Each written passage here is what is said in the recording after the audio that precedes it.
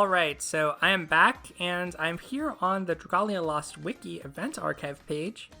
Shout out to everyone who works hard on this wiki. I know that it takes a lot of community effort, and I do use this frequently as a resource, so I just want to say that. But for the events archive, I'm just going to go through every event that we've had in the game, talk about some of the progress that took place between events, what I thought about the event overall, and kind of what I think about where events stand in Dragalia Lost in the end.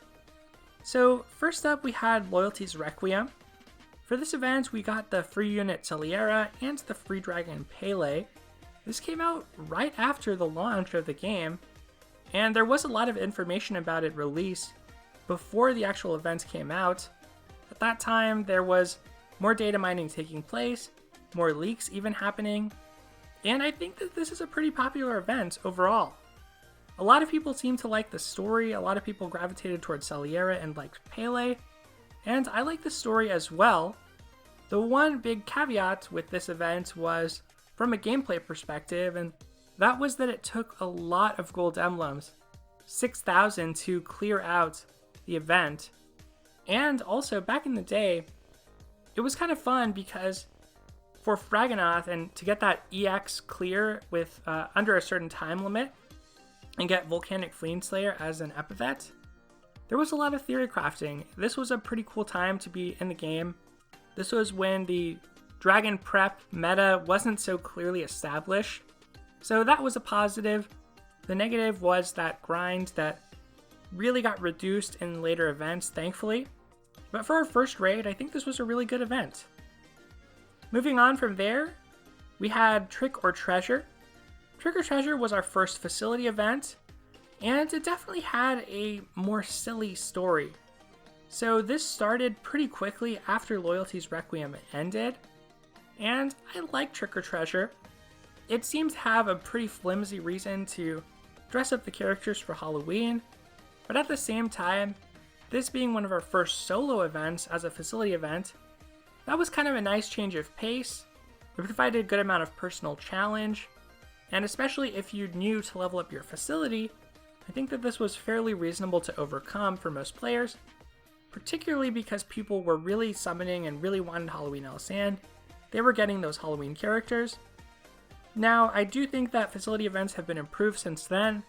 The grind has been reduced, the stamina cost and the rewards are higher per challenge battle that you do, so you're doing fewer of them, and the overall cap on the rewards that you need to collect is lower. So Trick or Treasure, a good start, definitely some quality of life improvements that happen later. Kind of a weaker story, I would say, but cute, lighthearted, I kind of liked it. Moving on though, Kindness in Captivity. This one, I really liked the interaction with Cerise and Melsa. I thought that that was super endearing.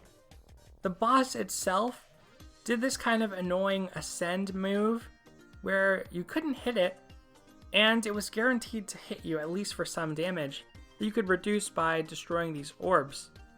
I was super happy to see that the raid boss this time had a completely different pattern as to the first raid boss. So that was nice. It wasn't a clone of Fraganoth. And as well as the normal boss, the Storm Sentinel, that was not just a clone of the King Archeol from the first raid. So we got some more variety this time around. And Melsa was a pretty decent free unit.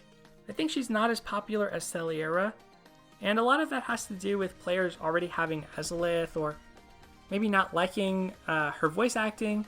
Different little factors like that. But this was a pretty nice event, and we got a lot of quality of life adjustments. We got an easier to grind out raid, good frequency rate for those EX battles, and I found myself accidentally clearing for the epithet and getting deathless clears just with randoms in lobbies. I think that this was a pretty good thing though, because a lot of players play the game that way. They're not necessarily on Discord, or they're not necessarily chatting with people they're playing with. So I'm happy that this event happened. The story was okay. It was mostly that character interaction I liked with Cerise and Melsa. Moving on, A Wish to the Winds. This facility event made a number of improvements on the first, and I think it introduced a really beloved 4-star character, Lowen.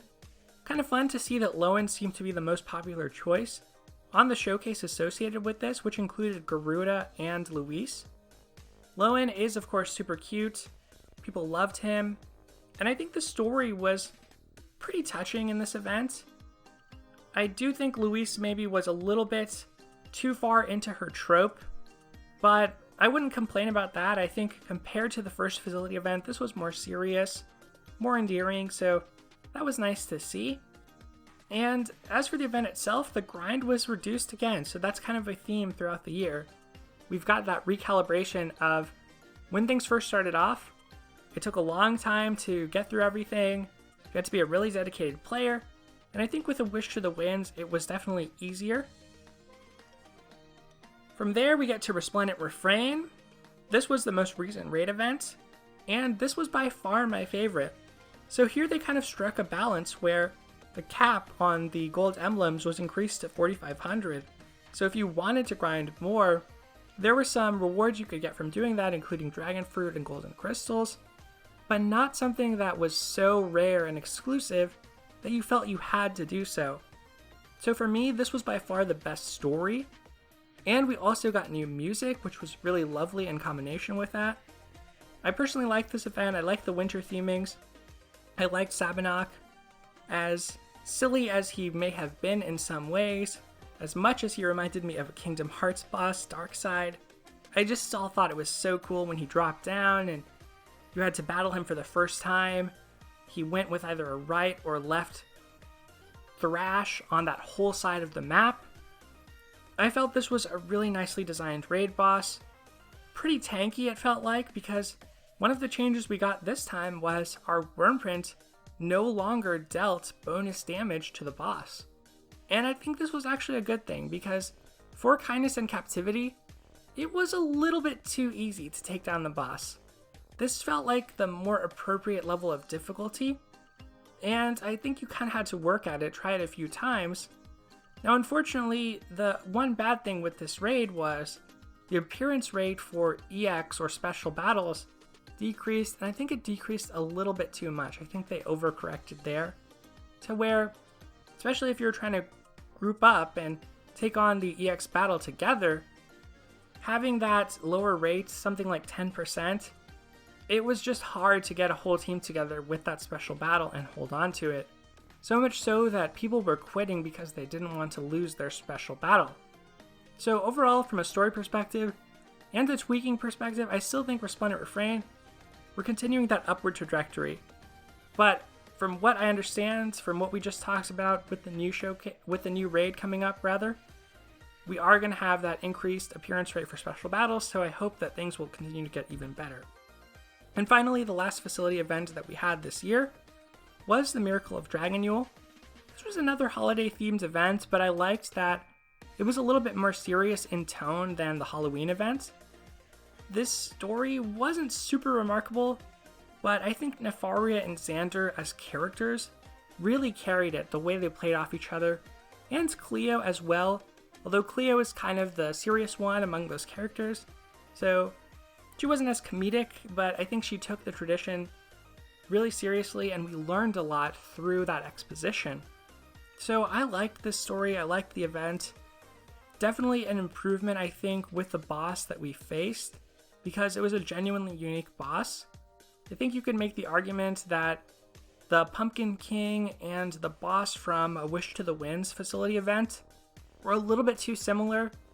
There were some variations in their patterns, they were different elements, but the Treant that we faced off here, genuinely unique, really fun to battle, inflicted 2 status conditions, which I hope we see more of in the future, because it means that a mixed team or a variety of adventurers can be used effectively. As for any other quality of life changes, I think that reward structure-wise, this was pretty similar to the previous facility event, so I wouldn't say there was a whole lot going on there, but all in all, I was happy with it. Alright, so now we're going to look through the showcases from the year, and I'm actually going to rate these because originally I never provided a score on these to begin with. So for this first showcase, this was our really only mixed element showcase of the year. We had Ezzelith, Orion, Jeanne d'Arc, Juggernaut, Valiant Crown, Give Me Your Wounded, One with the Shadows, and Happier Times. So one positive with this showcase is we didn't have a featured 3-star Wyrmprint. We also didn't have a featured 3-star Adventurer.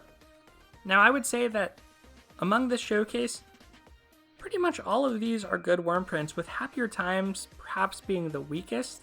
So if I had to rate this showcase, I would give it 7.5 stars out of 8.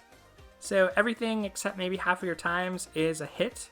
That's where those points come from, and there are only 8 featured items here, so this one can't be scored out of 10 in that same way. After that, we got our really first focus showcase about Lily and Leviathan, the Winter Flower, and the Title Power. So on this showcase, we did have a featured 3-star Wyrmprint and Adventurer in the Crown of Yore and Zace, respectively. Here, I think that Lily and Orsum, especially in retrospect, were really good. Same with Leviathan and Crystallian Envoy. Poliahu, also very serviceable, especially in a world without a 5-star or 4-star water gacha dragon that increases just HP. Tough Love was good as well, and the Warrioresses was too. Fireside Gathering is definitely a weaker one. Same with Crown of Yore. And I think Zace has turned out to be pretty strong, despite what I thought at the time, thinking as a 3-star he was pretty weak. He does have a skill damage ability and 2 attacking skills, which is kind of nice for a 3-star. So all in all, I would say that everything except for Fireside Gathering and Crown of Yore were really good on this showcase, and I would give it an 8 out of 10. Now, looking up ahead, we had Halloween Fantasia, and I kind of regret not going a little bit further with this. I stopped with Halloween Alisan, but I wasn't able to pick up Halloween Althemia or Edward, and the collector in me kind of regrets not going in for them, and especially since they were a 4-star and a 3-star, I don't think it would have taken too much extra Wyrmite. Now, as far as content goes, Halloween Alisan is definitely the best one, the most viable one to use in future content, but looking at the showcase as a whole, I do think Pumpkin Pale is pretty weak to this day. Silk Lens of Hand is actually kind of nice for light Imperial Onslaughts. Sniper's Allure is fine. I've come down on it a little bit since I first reviewed the showcase, but the rest of the showcase, Witch's Kitchen except on Helpers, I think the full HP for skill damage is a little bit costly. Maybe on Maribel too, it's kind of good. If I had to rate this showcase, I would say Pumpkin Pale is kind of a miss. Of Tricks and Treats, I would probably give a half. And everything else is okay. Maybe Witch's Kitchen, I would give a half. And so overall, I would give this also an 8 out of 10. I just don't think you can go too wrong with the dragons or the adventurers here. So that's why I rate it that highly. Then we got the Desert Jewel and the Abyssal Flame, and this might be the best showcase that we've had. The Wyrmprints do hold it back a bit. Naveed, Sanoa, and Vita. Adventurers are always great. Naveed in the end and Sanoa are pretty challenging to use on High Midgard Stormer because of their sleep res. Cerberus and Phoenix are amazing for High Midgard Stormer and general content though, if you have an attacker or if you have Verica respectively. Jewels of the Sun was probably a little bit strong on. I really liked it. I may have overestimated the skill haste. Cleo's Ruse though I think holds up as probably the best healing Wyrmprint currently in the game. Together We Stand, also good, but only really best on your first character or your controlled character because it relies on force strikes, and it actually relies on having a lot of enemies on the map because it uses striker strength. Samurai Siesta and the Halidam's Picnic, these are pretty weak. So looking at this as a whole, I do think that Vita, I would maybe give her only a half just because her uses and her kit are very demanding. She seems to not really have a role. Samurai Siesta and the Halidam's Picnic I would knock off. So overall, I would give this one a 7.5. Now, moving on from there, Winds of Hope. This was the showcase with Luis and Lowen. We also got Pietro, who apparently has been used to clear Hybern Hilda, which is awesome to hear. Garuda, Rock, Gentle Winds, and so on.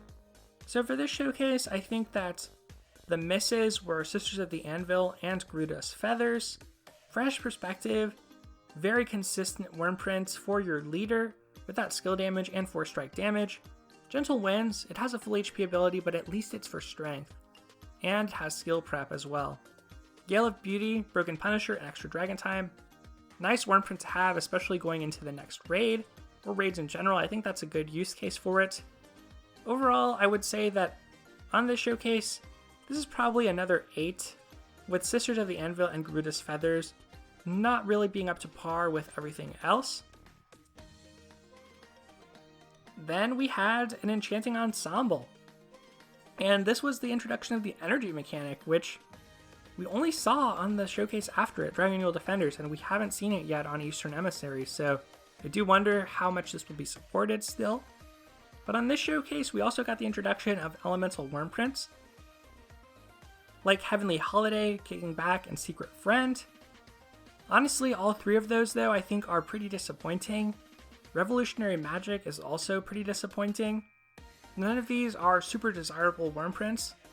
Resounding Rendition is the exception, but the main draws on this were probably Cupid and Lucretia, and Vixel and Pia, but just because they have such great characters and the story for Resplendent Refrain was so good. So unfortunately, I would probably dock all of these bottom 4 worm prints. That would be 4 points off of my review. And I think I would give it to Unicorn and the rest of the crew just because I like their characters. I think that they may have roles in the future. So if I were generous, I would give this a 6. Then, in a surprise twist, we got Dragon Special. And Dragon Special might just be the best showcase that we've gotten. And the existence of this showcase should incentivize people to potentially save their Wormite for future showcases like this. So I didn't formally review this one because there were no brand new units on it, but here would be my thoughts if I had. Zanefried, although we didn't know it at the time, super essential for High Brunhilde. Leviathan, same thing, perfect teammate for that Zanefried or any water attacker. Musashi is a powerful blade unit. Cerberus, Jeanne d'Arc are great. Poliahu is probably the weakest dragon that's featured with a rate up. So I would say that overall, I would probably give this a 9 out of 10. Being a little bit generous, maybe giving Poliahu a half and Lord of the Skies a half because they don't have a super clear use right now. Everything else I think has a pretty good use. Even something like Dragon Brethren, it's not too bad as a featured worm print. And just the showcase in general, you're going to have a higher chance of pulling dragons, even outside of those who are on focus. So this was a really good limited time showcase. Finally, we come to Dragalia Defenders. So I already gave my full review of this one and I actually did put a score on it. The only things I disliked were Trove of Knowledge and Roast Feast. I'm actually planning on revisiting this showcase as this is the final day to summon on it. So we'll go ahead and move back into the game of Dragalia Lost. Here we are back in the game. And there are just 2 things I want to briefly mention about what I want to see in Dragalia Lost going forward. Now we're getting some changes to how matchmaking works with Stamina and Gather Wings. I'm hoping that's going to be enough to help out with co-op, help out with the fact that a lot of the content is easy to grind solo now. So that is one thing that's already happening, so I'm pretty satisfied with the status quo of that. The 2 things that I'm most curious about for the future are, 1, in what's next for Dragalia Lost, it was mentioned that we'd get more content to bridge the gap between things like Master Imperial Onslaught and Master Dragon Trials, and the endgame, which includes the High Dragon Trials.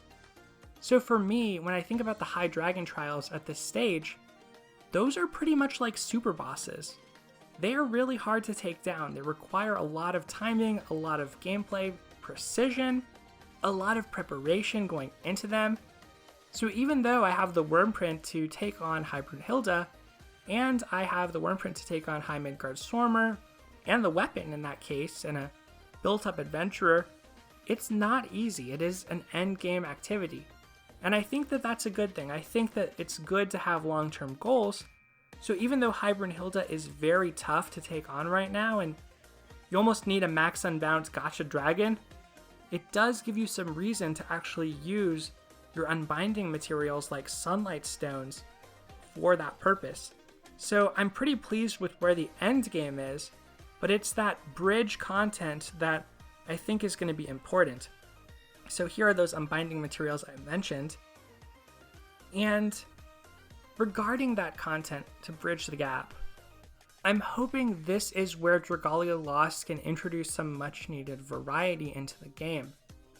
And what I would love to see is something that is less focused on time limits and getting a timed clear, and more like a gauntlet. So for those of you who've played Fire Emblem Heroes, think of something like Chain Challenge or Arena Assault. I want to see us going through consecutive maps, using more of our adventurers, maybe damage carries over, something that really tests the player in a way that we haven't done before. So I would love to see something like a dungeon where you go down successive floors and you try to see as far down as you can go. Maybe you can challenge it a limited number of times per day or per week, and you get rewards depending on how well you do.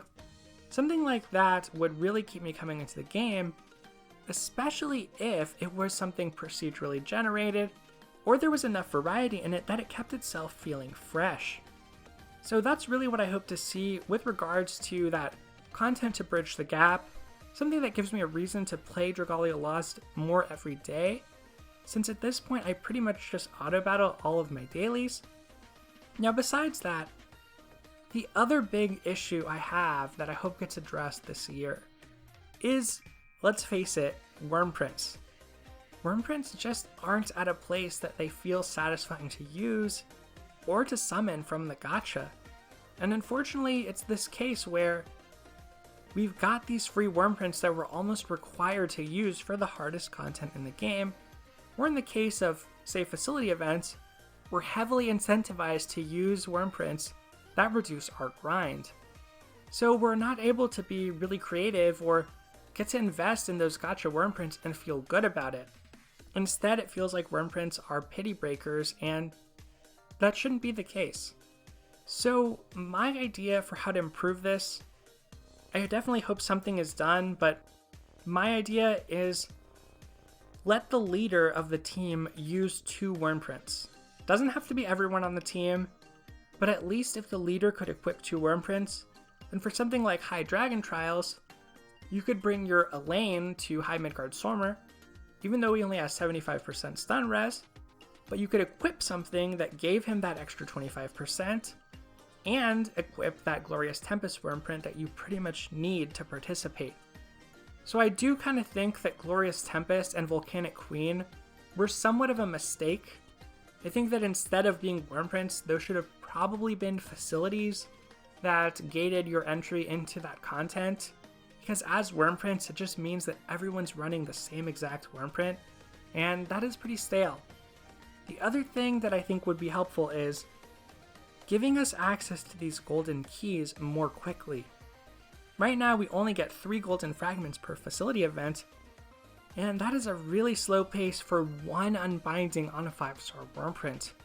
So my idea for this is, right now when you max out your bond with a dragon, you get a sunlight ore. What if when you max out a facility in the Halidom, you get a golden fragment? Now I know facilities take a long time to max out, but that would mean every time there's a facility event and you get that event facility to level 30, you're getting a 4th golden fragment from that facility event. And slowly as you build up your Halidom, you're getting more golden fragments and eventually more golden keys. It is a really small change, but just some way to make these worm prints more relevant I think would be super helpful. So those are my big 2. That middle ground content before the end game, hopefully something repeatable, procedurally generated, or dungeon-like, and then something with the worm prints. Maybe it's equipping 2, maybe it's equipping 2 on all of your units, Maybe it's somehow fusing them together. I'm not sure what the exact solution is, but that's something I want to see action on from the dev team. And with how responsive they've been in 2018, I am very hopeful they'll be able to address this in 2019 and hopefully improve the quality of the game for the longer term. Alright, and that brings us to our final topic for today. We're going to be talking about Chapter 7, so I'll be back after a quick break and then we'll get into it.